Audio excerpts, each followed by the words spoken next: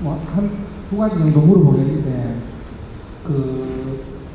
최근에 수능 killing 문항 때문에 현재 전국적으로 사교육 시장이 7조 원에 달하는데, 향후 실질적으로 3년간 배운 교과서 범위 내에서 출제해도 얼마든지 경제력을 가져갈 수 있는데, 그런 좀 이유도 안 되는 걸 뉴스상에 우리가 접하게 돼서 굉장히 의아하게 생각합니다. 이 부분에 대한 부분과 학교 폭력에 대해서 상당히 질문드리는, 학교 폭력은 연간 10년 기준으로 했을 때 연간 예산이 투입돼가지고 했을 때, 예를 들어서 어떤 결과가 있어야 되는데, 예를 들어서 올해 했는 것 같으면 올해 10억이 들어갔다. 그러면 이 10억이 들어가서 인풋가 있어서 아웃풋으로 이 매년 봤을 때 5%씩 학폭이 줄어들었다.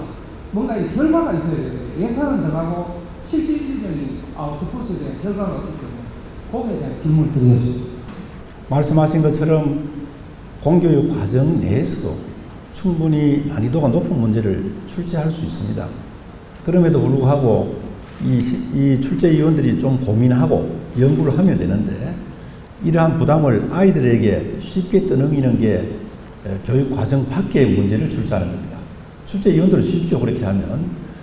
그러나 이것은 말씀하신 것처럼 사교육에 의존할 수밖에 없는 그런 구조를 가지고 있습니다. 그래서 교육 과정 밖의 이 킬러 문항은 출제하는 것이 원래 수능 출제 원칙에 어긋나는 겁니다.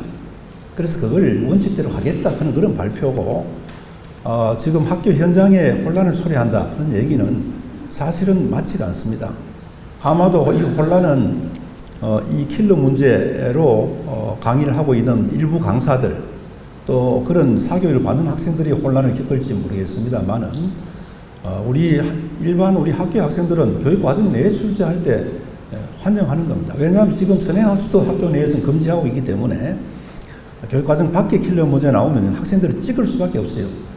그래서 이게 정답률이 얼마냐 이런 가지고도 지금 얘기 나오는데, 사실은 오지선다형의 그게 어쩔 수 없는, 피할 수 없는 거예요. 찍다 보면 많이 나올 수도 있고 적게 나올 수도 있는 건데, 그렇게 해서는 이거는 정상적인 그런 공정성에 어긋난다고 생각되어서 저는 교육과정 밖의 킬러 문제는 단속을 하고 우리가 거기에 대해서는 강력하게 대처해야 된다는 그런 생각을 하고 있고 환영합니다. 그 문제에 대해서는.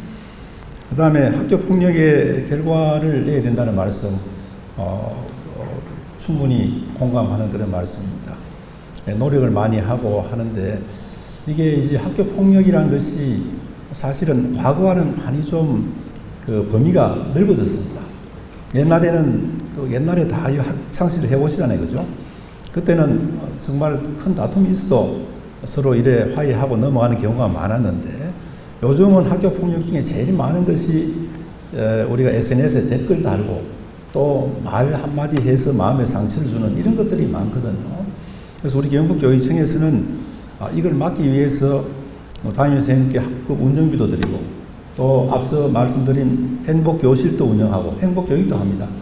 또 여러 가지 동아리 활동도 하고 하는데, 말씀하신 것을 딱 명쾌하게 이렇게 투입을 해서 이렇게 성과를 거두었다 하는 것을 내지 못한 점에 아쉽게 생각하는데, 앞으로는 그런 방향으로 낼 수 있도록 분석을 하도록 하겠습니다. 고맙습니다.